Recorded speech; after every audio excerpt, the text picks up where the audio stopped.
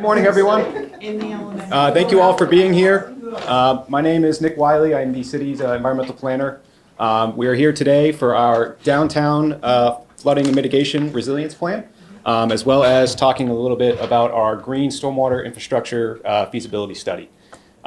These are two grant projects that have come out of some previous planning processes that include our hazard mitigation plan as well as our municipal vulnerability preparedness plan. So today we're going to talk about the process of our flood mitigation project here, discuss where we've seen flooding here in the downtown, and talk about how we're going to get from where we are today to the finish, and then what the next steps would be. In the meantime, while we're going through our presentations today, one of our colleagues from Horsey Witten Group will be handing out some of these surveys. These are directly tied to this project.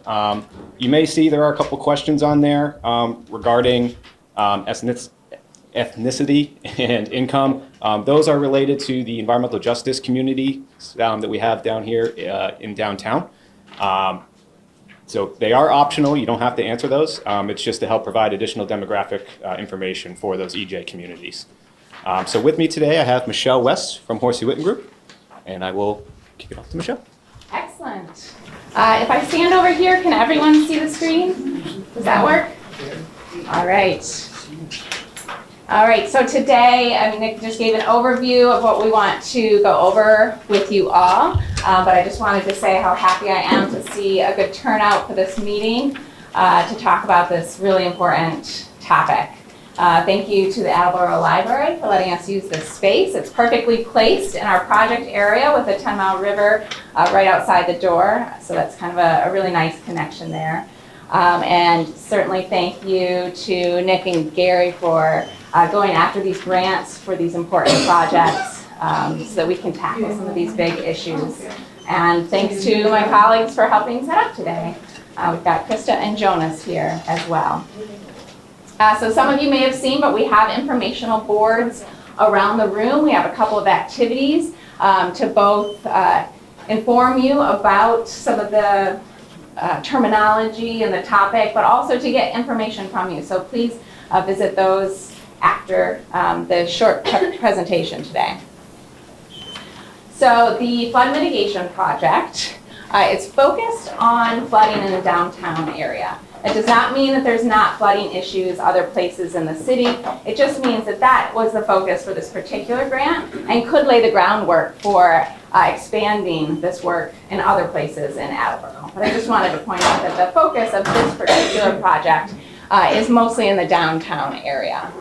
Our project goal is to understand the existing conditions along the 10 Mile River that are adding to the flooding problems, which include obstructions and other parts of our built environment along the river. And then moving forward, identify and prioritize the strategies that we can use to try to reduce those impacts of flooding. So not only identify every idea under the sun, but really look at it, see what's feasible and what the most important and impactful strategies would be to move forward.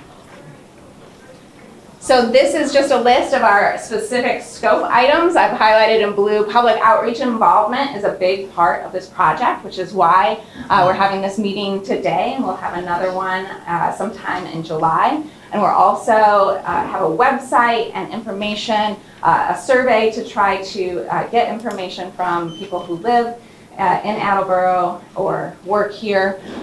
It's really a big piece to understand your experiences with flooding and your ideas as well.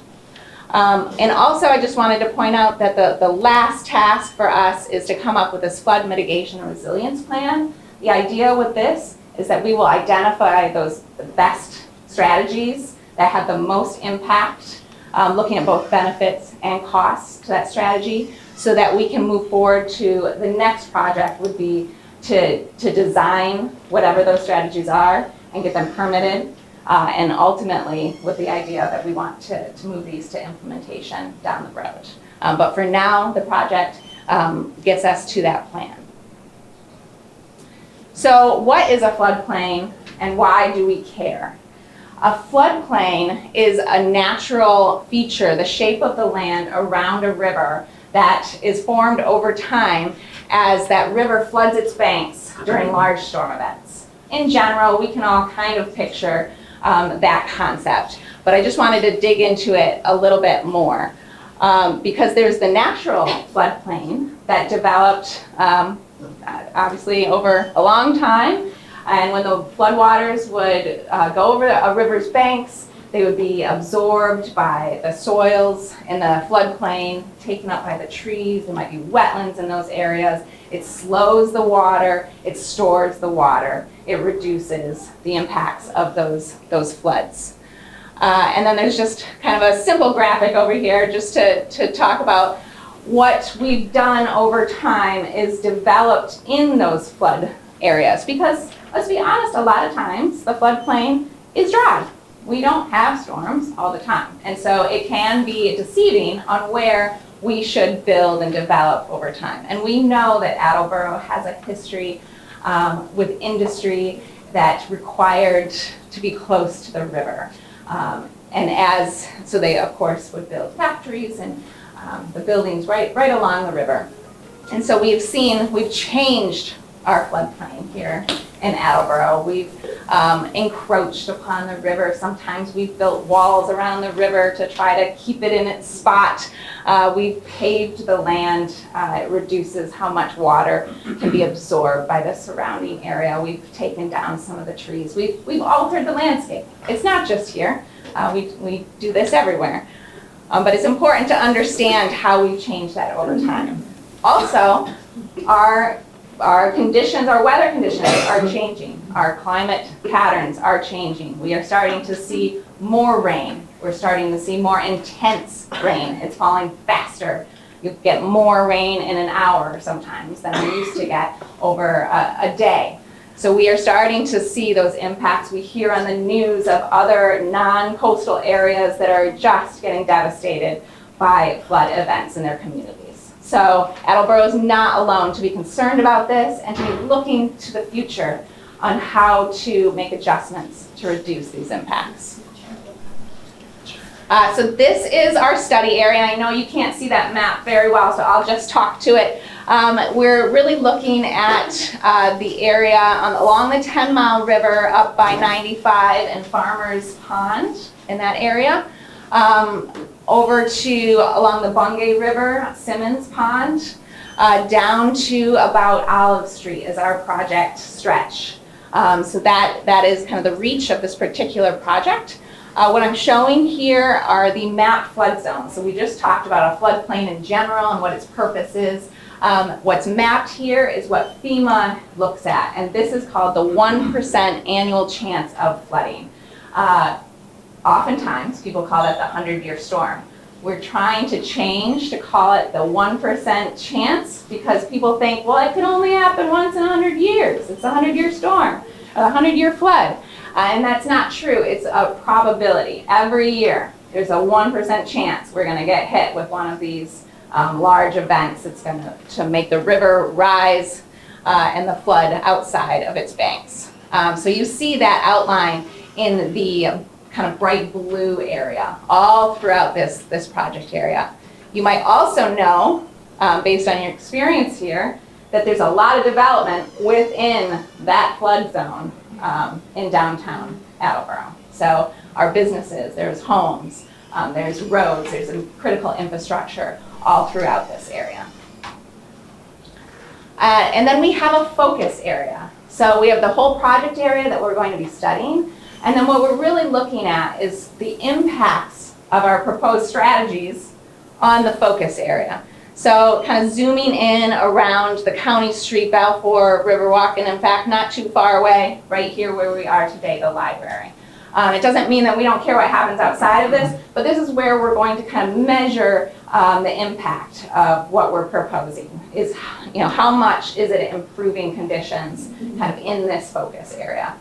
Can you tell us what BFE means? Yes, good question. BFE. And I'm impressed that you can read that because my eyes don't always see all that. BFE is base flood elevation. And that is something that FEMA has determined is the height, how high the water will rise within that floodplain during a 1% chance storm. So it's an actual elevation measured from sea level, so you're not going to see, oh, it's 10 feet deep. It'll be the actual elevation. And we have on some of the maps around the room, we have some of these definitions and even some of those elevations on those. So you can kind of dig more into that. And the 0.2% annual chance of flooding, we're showing that. That's the quote-unquote 500-year flood, but it's a 0.2% chance of happening every year. We show that because FEMA has looked at floodplains using past data. But we know that things are changing. So if we're going to look to the future and a changing climate, there's a lot of talk about thinking more about the orange area, so expanding that flood zone out to the orange extents for that 0.2%. So I just show that, I added that so we can kind of see those differences. It's not a huge difference outside of the 1%, but something to think about as we're looking forward. So what have we been doing so far? We've been working on this project for several months now, and what we're trying to get a good handle on is the shape of the land. So we're thinking about that floodplain and its role, and we know we don't have a natural floodplain anymore, so we need to understand where those critical infrastructure are, have a good sense of the cross-section of the river, so the shape of the river if you're looking from one bank to the other bank. That helps us understand what is going to happen during a flood event. Not only just in our head thinking about it, but we put it into a model. So how does the river function? We take that data and we can use a computer model to understand, it's called the hydraulic and hydrologic model. What is going to happen when we get those large rain events? Where are the floodwaters going to go? Where are those critical points?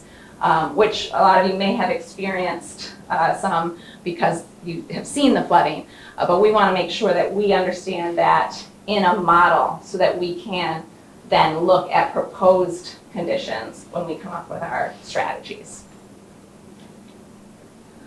So we want to make sure that we understand the different constrictions along the river. Some examples of that are the bridges.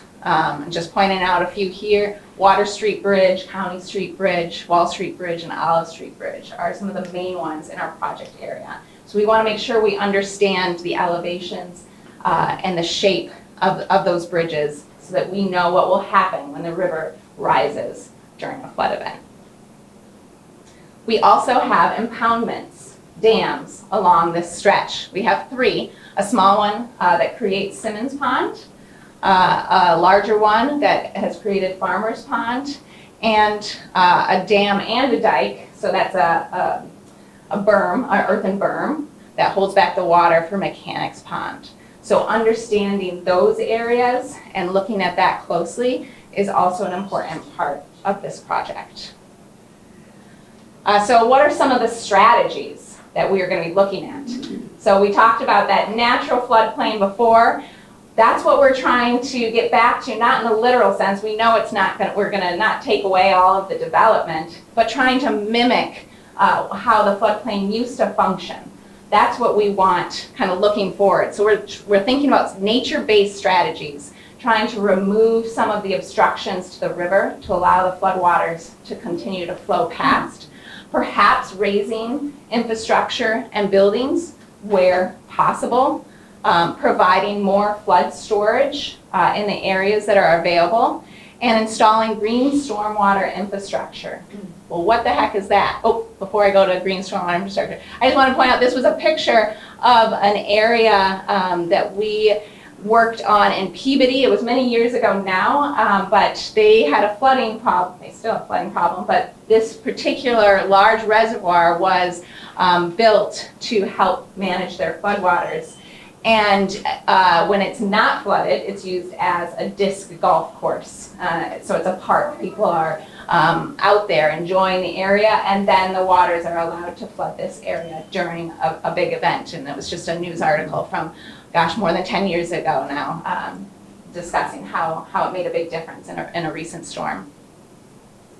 So green stormwater infrastructure, I won't go too much into this. I know that Nick's going to talk about this in a moment. But instead of just the catch basins pipe straight to the river type stormwater, that's how traditionally when it rains on a road, that's where the water would go, straight out to a river or water body. Trying to slow it down, trying to get it to soak into the ground, using plants, using natural processes. There's a lot of different options. It's not a one-size-fits-all situation, but a lot of communities are looking to GSI to help with some of these problems, not just flooding, but also water quality, trying to remove those pollutants from stormwater before it reaches our water bodies. So that's kind of an overview of this project and where we are. We have a lot more detailed information around the room, and we're here to talk and answer questions and that sort of thing. But just to give you a sense of the next steps, here we are in May. We're going to be wrapping up that existing conditions model that I talked about by the end of this month and moving right into evaluating strategies or mitigation measures. And the goal is to have a meeting with you all again and anyone else who wants to come sometime in July to discuss those strategies. So we'll be taking what we learned from our field work and our modeling, but also from talking to you all and some of the questions around the room and getting survey information to help kind of direct those strategies. And then by the end of September, we will have taken all of that information, finalized those concepts, and put together a plan that will identify the city's next steps. Roughly how much is it going to cost? What do we have to do next? We're looking at funding, that sort of thing. So that will be by the end of September. And as I said, we love your input. You can sign up to be on the mailing list to stay informed, make sure that you know about that next meeting. There's an online survey, there's a QR code on different boards and the handouts, and do we also have it on a computer here, or not yet? We could, if you need help filling that out, we can do that here today. There's a project website that you can look at. There's a lot more detailed information on that, including a story map, which is kind of an interactive mapping, informational thing that you can get to online. And then I mentioned the public meeting. So we want to hear from you. And with that, I'll take a few questions if there are any. Oh, there's one in the back. I got a question. So first of all, thank you, Michelle, and of course, Nick and Gary for all of this. But I've got a question because this comes up. You know, nature doesn't always respect boundaries, particularly man-made boundaries, but it also certainly doesn't respect, you know, municipal boundaries. So some of the impacts we have, some might say, and perhaps fairly so, are due to issues that occur north of us and downstream from us. So is that part of your study? Because there's a dam up in North Attleboro, right, which they release, and sometimes they tell us, sometimes they don't. But how do we do this in a meaningful way without taking into consideration what's upstream and what's downstream? Because both of those ends could also really impede, if you will, our efforts. Yes, that's a very good question. We've definitely heard a lot about the North Attleboro and the dams that are there and some of those issues. And so we will be taking that into account the best way we can in the modeling by collecting data on that. We've been listening to what happens when they release their waters and that sort of thing. I don't know, Jonas, if you wanted to add anything to that. Yeah, I'll just add that kind of plays into how we model how much water is coming down the river. So, you know, Michelle's been talking about the more like physical pieces of the model, but the other half of the model is how much water are we actually considering. And so, yes, that does play into what is coming from upstream, what are the conditions downstream. Is there flooding downstream? That means that the water can't drain out. So those are two really critical pieces of how we build it. If I may follow up then. So knowing that, right, should we consider a more regional perspective or a regional study talking to our neighboring municipalities? Because we're all in this together, right? The river doesn't care if you're Attleboro, North Attleboro, Pawtucket. So is there a larger conversation to be had? Do you guys do that? Because we're gonna spend a lot of money potentially on this issue. And I hate to see it undermined by things that may occur. So I think the answer to that question is definitely yes, but I think we need to get through this exercise with the grant and finish this up in September. Then we'll have all the actual forensics that we need in order to have an intelligent conversation at that time. With our neighboring Yes, ma'am. municipalities. Yeah. Okay, good. Thank you. Absolutely, yes. I think that would be key as we move into design to make sure that everyone is at the table. Yes. Basically, two questions. Maybe you can explain to a layperson how removal of a dam upstream from downtown will prevent flooding downtown. And I personally am very concerned about the water level in Mechanics Pond. If you remove that dam, we're gonna have a mud hole there. That's an ecological treasure in downtown Attleboro, and it shouldn't be endangered Sure, I'd by love to talk removal about of that. substructure. Yeah, there's the issue with dams are a couple of things. First would be just the public safety issue with a dam if it's not in good condition, or if it was designed for conditions long ago that don't match what our current situation in the river is, then that dam itself could be a flooding hazard. If it breaks, then you're gonna get a whole flush of water that will add to any flooding conditions in downtown. That's the first thing that could benefit if you were to remove a dam. The other thing would be is that the area that the dammed water, the impound water, fills will then become flood storage. So that then would mimic a natural floodplain that we had before. So it actually, it seems a little counterintuitive that you think, well, we're storing all this water back there. But because the water's stored there, there's no additional storage really available, or less storage when it actually floods. And I will say, I know that there's always a lot of fear about it becoming a mud hole if a dam were to be removed.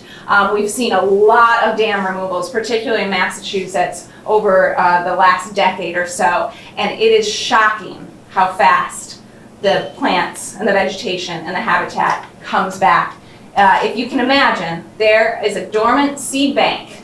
So all the seeds from the native plants that were there before, hanging out down in that sediment, and when you remove the dam and you let the sun shine on that area, they come back within, I don't know, you've seen it most recently, Jonas. Yeah, months. Matter of weeks, Yeah, months. weeks, months. We're not talking years. It's. So you're saying that the loss of Mechanics Pond is something you're planning on?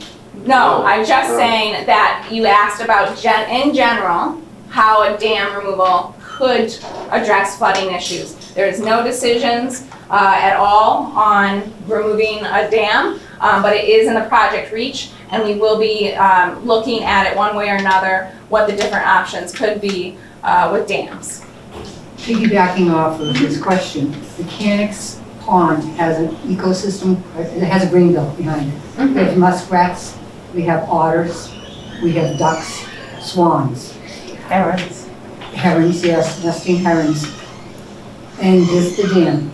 Now, could you take the dam, rebuild it, and use it accordingly to a river flow? You can adjust it. I've seen it done. To rebuild the dam? Rebuild the dam, but have it adjustable for when the storms come. There are all sorts of ways to rebuild dams and make adjustments to water level. Why isn't dredging involved in any of your plans? Dredging of the river? Yeah, or any of the ponds or any part of that? It's not off the table Why is it included? for that. It's not included. That's a part of the natural situation we could look at. The dredging in a pond behind a dam wouldn't necessarily add a lot of storage. Not so much about the dam, but the river itself. Like, I mean, there's certain parts of the river, like when I was a kid, where it was, 5 feet deep, 6 feet deep. now it's 18 inches deep. Right. So it seems only logical to remove that soil to allow that water to flow. So there's a little counterintuitiveness with that as well, because when you dig too deep in a river, then you're actually separating it from any floodplain that it does have. It's called an incised river, and that's actually happened in a lot of places as kind of a bad thing, where it gets so deep that then it can't use the floodplain storage alongside where it is available. I know a lot of places in downtown it's not. Makes it worse? It can make it worse. It can make it worse, yes. Can I ask? Yeah, absolutely. Like Michelle said, we definitely, dredging might be some of the scenarios that we look at, but it's ultimately a short-term solution, right? Like eventually the sediment processes that have caused the river to fill in, you can take out that sediment, but the river hasn't changed, so it still is going to start filling in over time. So more sustainable as a long-term solution is some of the infrastructure changes. So widening the bridge, so instead of a pinch point that's causing the water to back up and causing sediment to fill in, maybe we're widening the bridge and then the water can flow through better, a little faster, and maybe it's actually picking up that sediment naturally. So that's the type of practice that we tend to encourage if we can for a long-term solution. Not to say we wouldn't also look at some spots that have gotten too filled in over time and might need some more short-term dredging.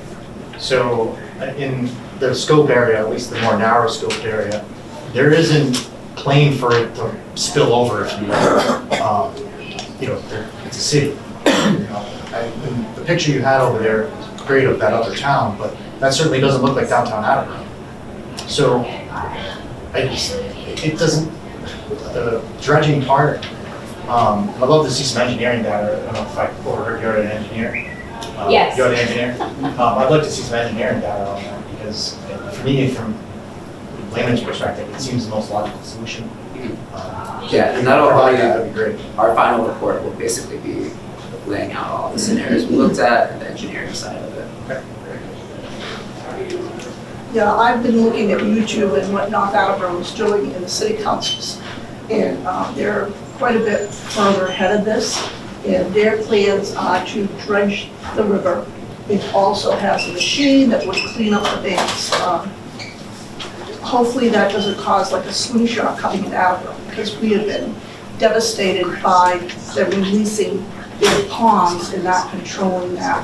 And it's really devastated the whole downtown. So I didn't know if you were the firm that was doing both, projects, but without having some, correspondence with them, they're way ahead of us, I tell you. They're looking to do things a lot quicker than we are, because they're so far ahead of it. And it's, like I said, I've been watching YouTube with their city council meetings, and they're very detailed on what they are looking to do. So I think it would be, a great idea to make sure that both parties are on the same page, because I'm really afraid that their dredging will cause even more of a problem for Attleboro, more than their dams have caused that they haven't been able to control. So it's a dual purpose that's happening right now. Yeah.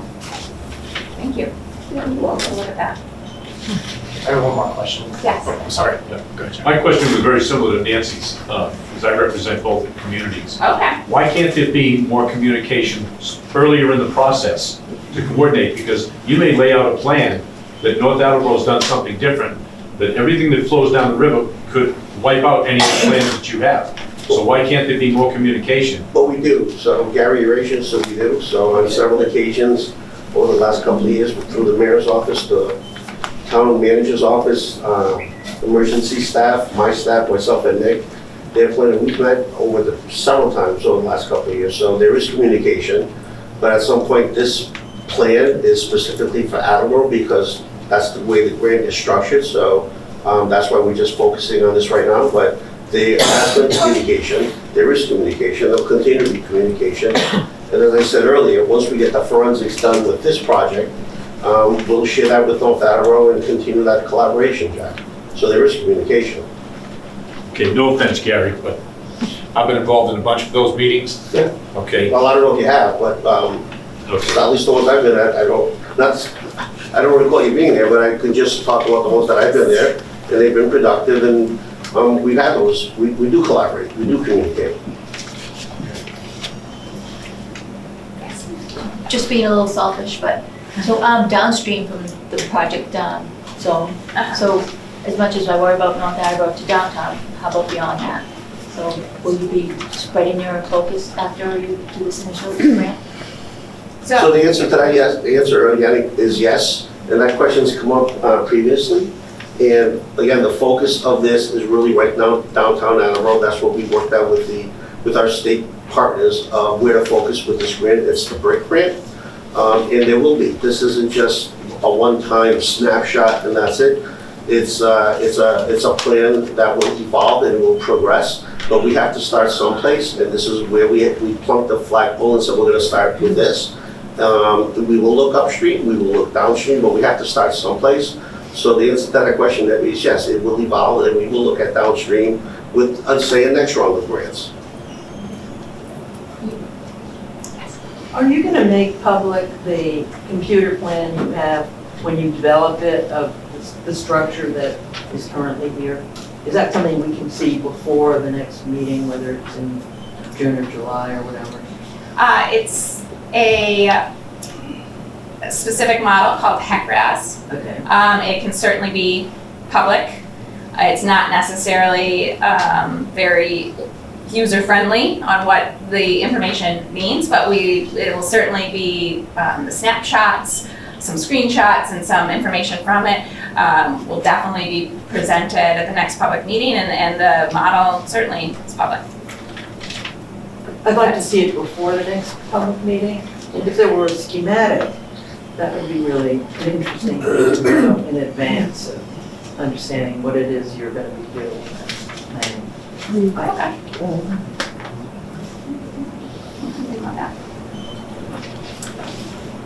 One Yeah. last question for me. As far as vegetation on the river bank, especially the dead vegetation that seems to catch shopping carriages and all kind of nonsense coming down the river,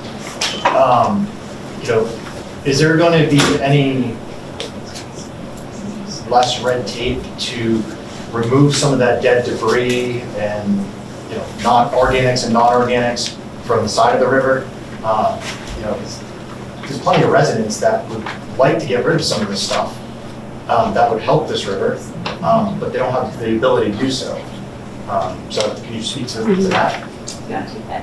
Yeah, so I mean, as far as dead vegetation, if it's posing a threat to someone's property, that's where someone can work with me in getting the appropriate authorization. A lot of the times, the Conservation Commission will allow the removal of, a handful of trees if they are without having to provide an application under the Wetlands Protection Act. Now, it is a case-by-case basis. It depends on where it is in the resource area, if it is actually in the river itself. A lot of the trees that are hanging over the river are beneficial though for the river.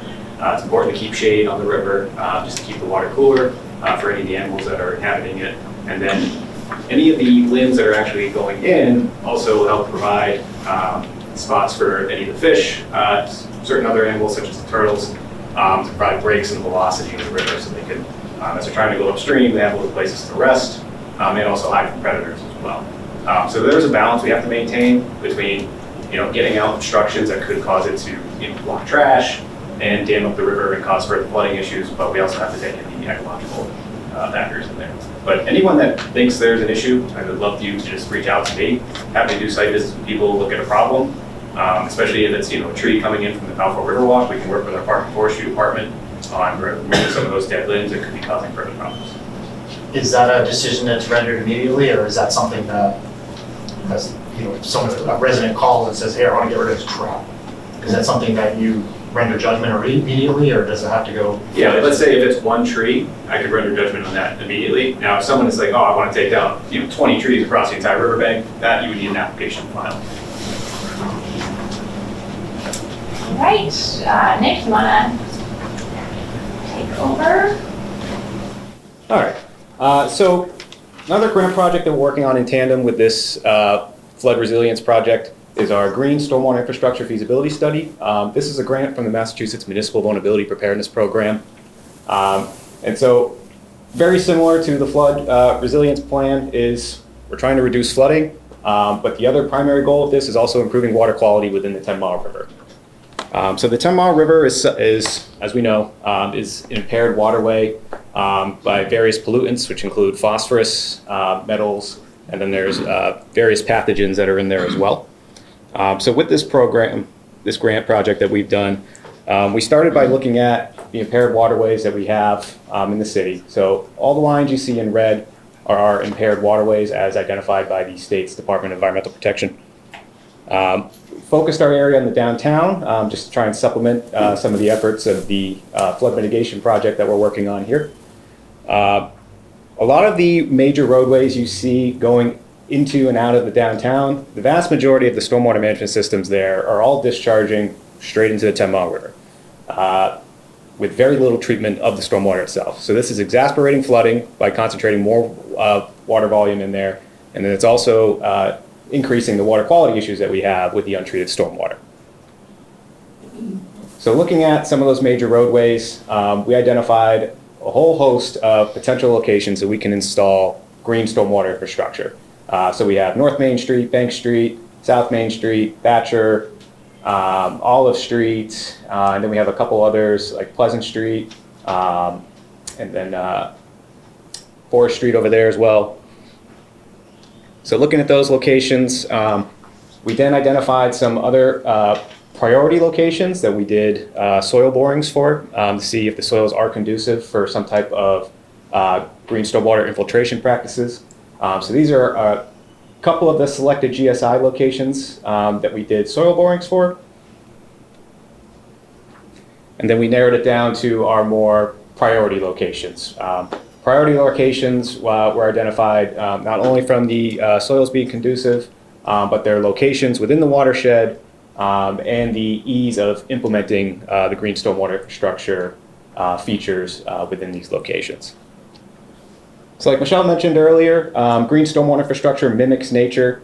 I mean, one of the most common green stormwater infrastructure you'll see is different bioretention basins or rain gardens. So very simple design of you have a shallow basin with natural plants. You're going to redirect your stormwater in there. That way the natural plants in the soil can help filter out pollutants. And then you're also recharging your groundwater as well without just dumping it all right back into the river. Is this like Florida's retention water? Building like ponds, retention, for retention, water retention. So if it's a certain retention pond, it could be similar. I'm not entirely familiar on what Florida does. Okay. But any sort of retention pond is going to be designed to hold back that storm water for a certain period of time. There are different designs. So retention typically isn't going to have infiltration, or at least you can't take credit for infiltration unless it's identified as a specific infiltration basin. And so we're going to be looking at different options. Most of these will be infiltration basins, and then what can't be infiltrated would just go back into the existing stormwater system. So that's just a few different designs here. So this is one of the rain gardens I was mentioning. They can also, in addition to having all the water quality benefits and the reducing flooding benefits, they can also just help with the aesthetics of certain parking lots or streets. So we developed, or I should say Horsey Whitten Group developed some concept plans. So this is an example of an area on South Main Street where they would propose an 8-foot by 30-foot infiltration trench. And the idea is that would go over in the right-of-way underneath the sidewalk there.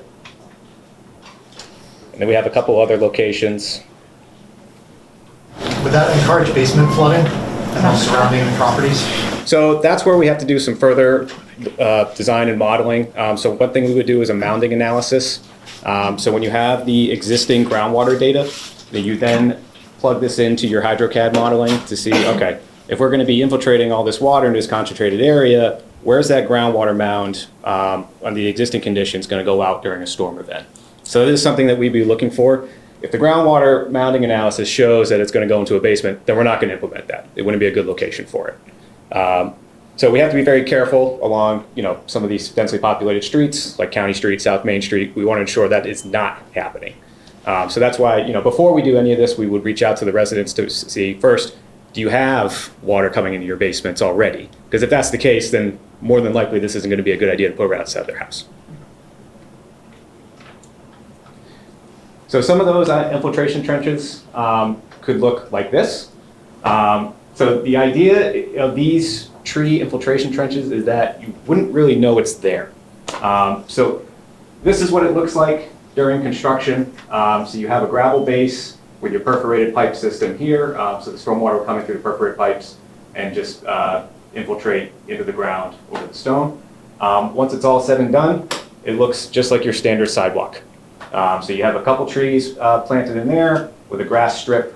Your catch basin is still just in the roadway. The major difference is it now has a little outlet structure that goes into those pipes here, and then it allows it to infiltrate instead of just sending it all straight down to the Tepaw River.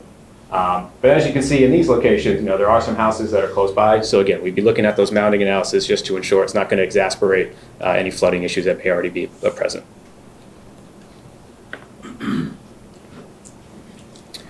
So here's an example of a bioretention area on Bank Street. This is Veery Road.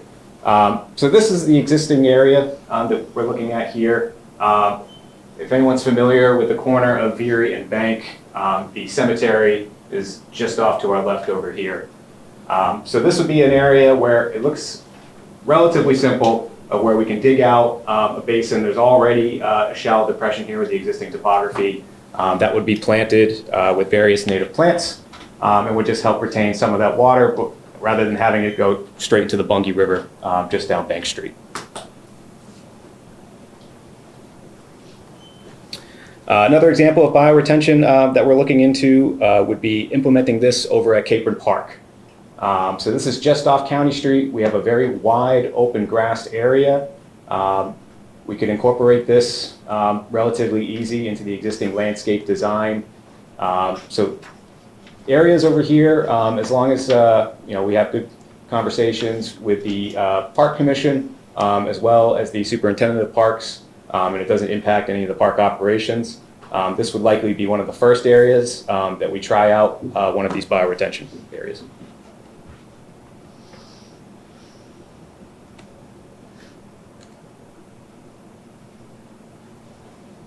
So here's an example of what the bioretention areas could look like.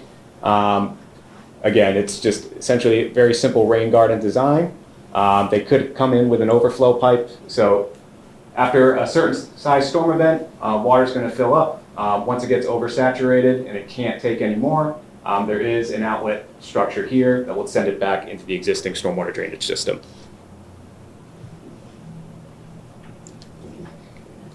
So some other areas we're looking at, we have a corner of Thatcher Street and Prairie Avenue.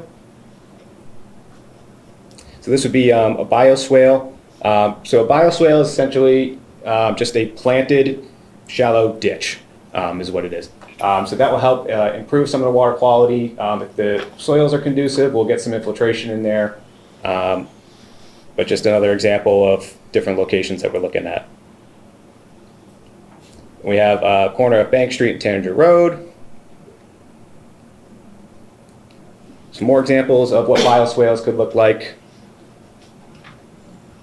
And then in addition to doing some bioretention, we're also looking at areas where we can do porous pavement. So this example you see here would be one of the entrances to Capron Park. So we are investigating the feasibility of taking out about 3,500 square feet of impervious pavement and replacing that with porous pavement to improve some stormwater infiltration over there with an additional bioretention area to help capture that as well. All right. So was that, does anyone have any questions on the green stormwater infrastructure? If a house has water in their basement already, yet there's no there's not really a sidewalk next to it for it to hold the water, like you said, the 2 trees, how would we be able to fix that? So if the house already has water issues? Yes, it already has water issues. Yeah, so that's where we would want to look at our existing drainage system. We would inspect the pipes first. So we would stick a tiny remote control camera down there just to see first, are there any leaks or breakages in the pipe that could be redirecting stormwater inadvertently towards someone's basement foundation. And then we'd use so if there are any leaks, we'd get the Department of Public Works to fix that first. Then the other thing we'd have to look at is, all right, what's the surrounding conditions looking like? Because there are some cases where you have someone's house is right at the bottom of a hill, and depending on the size of that hill and the square footage of stormwater that's coming down there could be some things that homeowner has to do on their own property in order to redirect some of that stormwater, which could include one of those bioswales, which would capture some of the rainwater coming off of that hill and redirect it around. But certainly we're going to look at our own municipal drainage systems first to make sure that's not causing the problem. But if they're already having water in their basement, then we're probably going to avoid putting an infiltration trench right outside their house. That could exacerbate that issue. But that goes back to the mounding analysis I was talking about before. A lot of these porous pavement ideas are great in other areas, but where we live and dumping sand and salt on roadways, that stuff's plugged up and very ineffective after a couple of years. And the drainage, it's nothing more than a dry well you're putting in. And in the northeast where you're dumping so much sand on the roads, those dry wells they're a big maintenance for public works departments. And if you're not on top of it and clean that dry well out, that system will fail. You know, you got expenses in those rain gardens. They look beautiful, but you go over Caper Park, it's easier to just mow the lawn than to get in there and maintain these rain gardens. So they come with this. Oh, we understand that. They come with a big expense. Yeah, and we understand that, and that's why we're working with both Department of Public Works and the Parks Department to ensure that if these are implemented, and they're going to be the ones maintaining it, is that, first off, do you have the manpower to maintain it and the funds to? We know that the park has a pretty limited budget already. Yeah. We know that. Yeah, so I've had conversations with Park Superintendent Derek Horsey already. Yeah. Hard sell.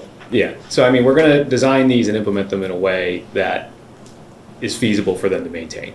And there's different ways to help with the maintenance. I mean, we can do deep sump catch basins for the catch basins. We can do sediment forebays for the bioretention areas that help capture that sediment before it gets into the system, make it a little bit easier to maintain. And the porous pavement is really... Yeah. So, yeah, we've done porous pavement on a few city projects. Most notably, we have the Riverfront Drive parking spots, and then we also did it at the water department. I will say, it typically works better in an area that's a parking lot as opposed to, a highly traveled roadway. It's an option. It's not a guarantee that we're going to put it in there, but we need to look at all options that we can to improve water quality. The new parking lots that we just built over at Sturdy have some of those rain gardens. For the drainage. Exactly. Yeah, so that's a good example of what some of these could look like. So we can watch the maintenance on them. Exactly. Yeah, and a lot of those over at Sturdy, most of those are just grass. So, I mean, just a weed whacker or a mower would go in there, and that's your standard maintenance for the year. I just wanted to point out that, yes, the maintenance, there is going to be more maintenance for some of these systems, but wanted to point out that what you're getting, the benefit, is different than what our traditional stormwater was. We were just trying to get the water off of our roads and into the river, and we've caused all these problems as a society. So to fix those problems, is it more expensive to maintain some of these practices or go in and do major cleanups in a water body or a river? And so we're trying to kind of pick away at these pollution sources. So yes, there's going to be some cost to that, but the alternative is just to give up on our waterways. So something to keep in mind. Well, and to go back to the comments about dredging before, so if we can implement more of the green stormwater infrastructure practices along some of these major arteries where the stormwater is currently being discharged into the 10-mile river, taking out the sediment before it can get to the river would reduce the amount of dredging that we may have to do in the future. So if we were to proceed with dredging, we also need to do some type of practices that are going to help reduce that problem moving forward, which would be things like this. So we talk about maintenance. Part of the problem with the river flooding is we've never maintained the dams that we own. So we're adding more maintenance and more maintenance, but we haven't done a good job of taking care of what needed to be maintained 40 years ago. And now we're, you know, the 10-mile river is the 10-mile river. And you're talking about a segment of 1 mile in the center of the river.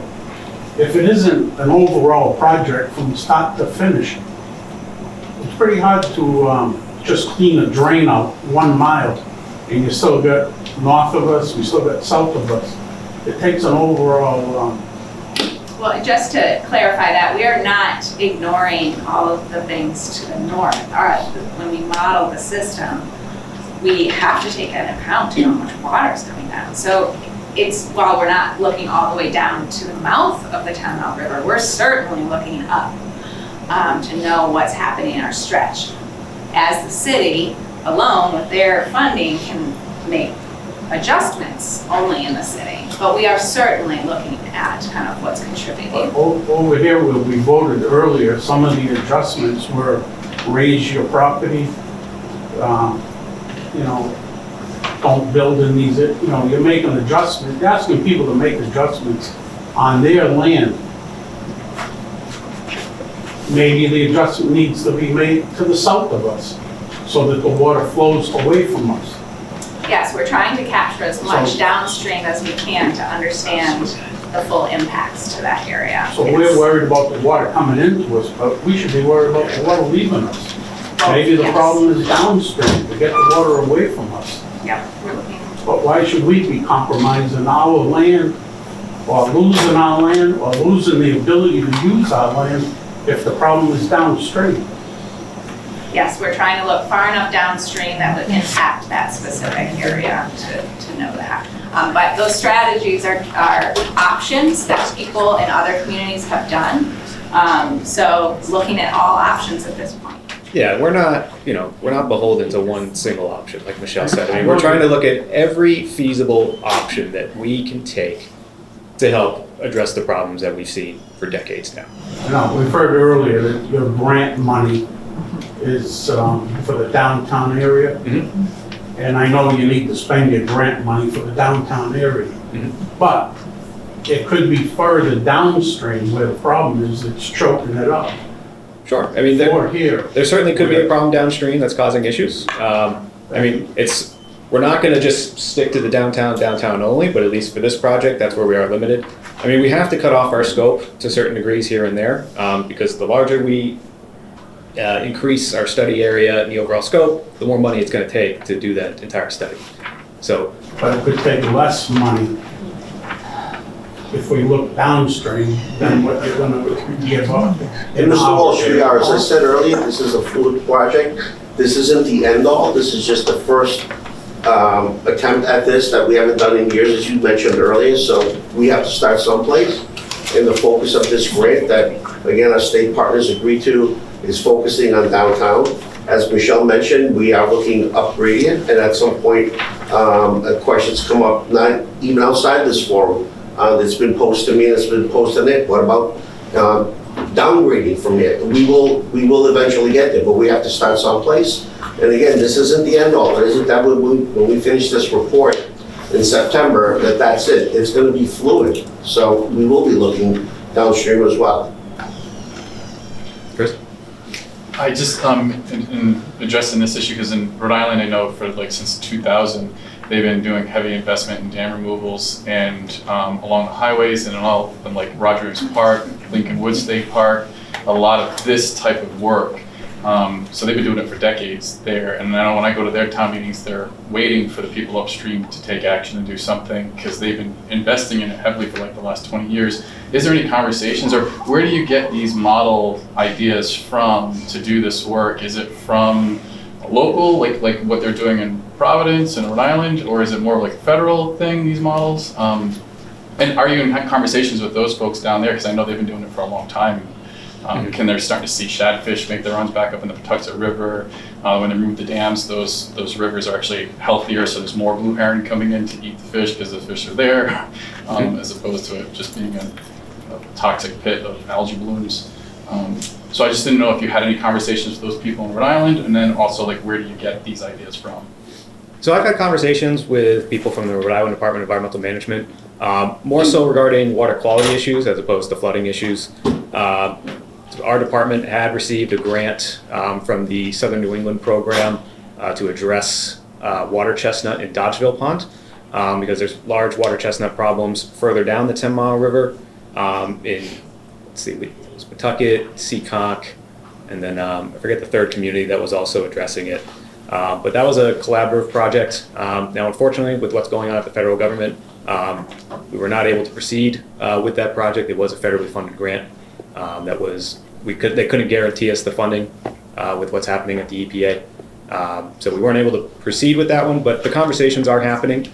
And then you're asking, is it federal and state partners? We work with all partners. Federal, state, nonprofits, we don't shy away from anyone. So we are having those discussions. It's just a matter of, what can we get in our timeline and what we can do in a given year. But we are having those conversations. Just a quick question. The funding that you have, the grant, is to do the study, correct? Correct. And when the study is complete, is there money to actually do the projects? So we would have to apply for further grants. So I will tell you, so the flood mitigation plan, that is through a Building Resilient Infrastructure and Communities grant from FEMA. That program is ended as of April 4th. So we're allowed to continue on with the current project because that money was already allocated.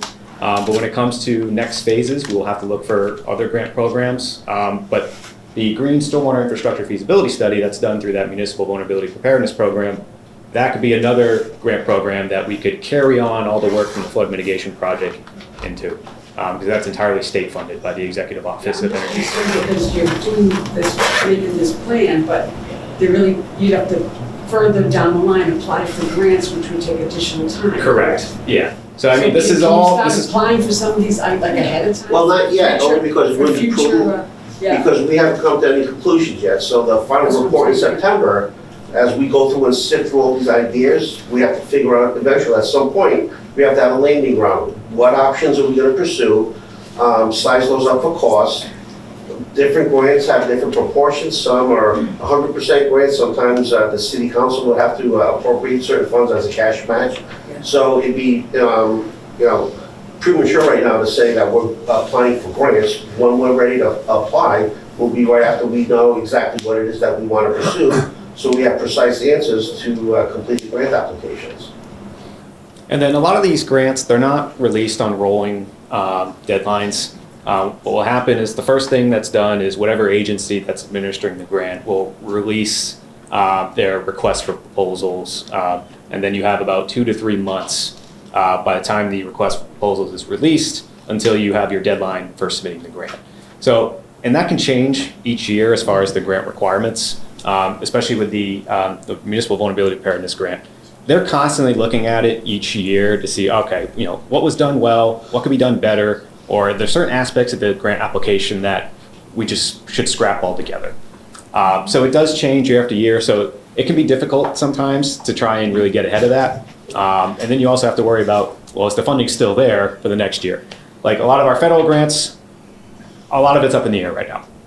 Aside from the BRIC grant that was canceled, there are other grants right now where we're trying to reach out to our state federal partners to get answers on, all right, is this grant program still happening? They don't have great answers yet. So, but we are in constant communication with them, and we're looking at every opportunity that we have. How much improvement in the water quality do these green spaces, this green water system, do you see, is it worth it?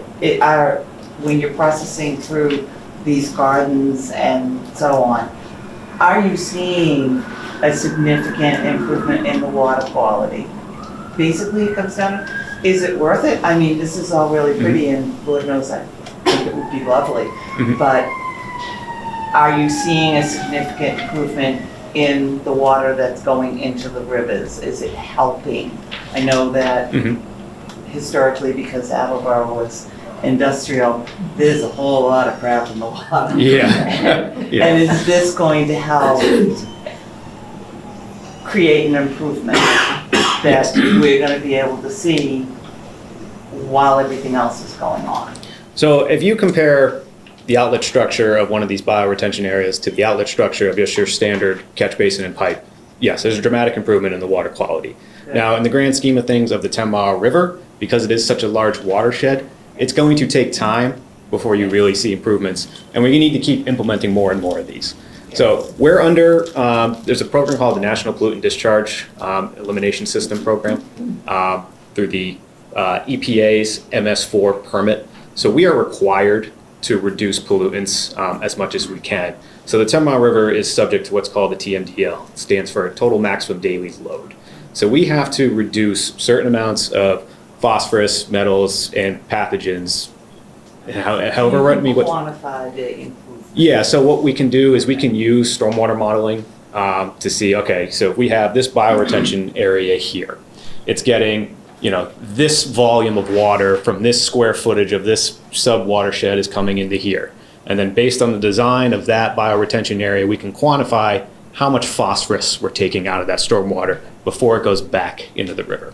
So yeah, so there are ways to quantify it, but you got to do all these little incremental steps before you truly see real noticeable improvements in the water quality. And there are places in the city where there's industrial land that was paved over, that you don't want to put water back into the ground in those areas. Correct. Because you're washing undesirable back into the water table. Yeah, so and those areas are paved over with deed restrictions that you're not allowed to dig on those pieces of land. And they were paved to seal them up. Yeah, well, what Mr. Walsh is referring to is, and everyone knows we have some contaminated properties around the city from our industrial past. Certain activity and use limitations on those properties would prohibit the infiltration of stormwater. Most notably, one of Sturdy Memorial's new parking lots has a activity and use limitation. So unfortunately, they weren't able to actually infiltrate that water. They can still make water quality improvements through structural design practices. One example is installing storm scepters that are underneath those catch basins in the stormwater system. So that's just an engineered design that helps take out the total suspended solids as well as some other pollutants that may be in there. So there are different practices that we can do, even if we can't infiltrate.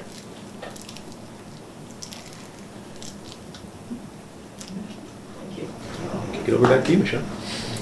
That's all I have. Any last questions for that?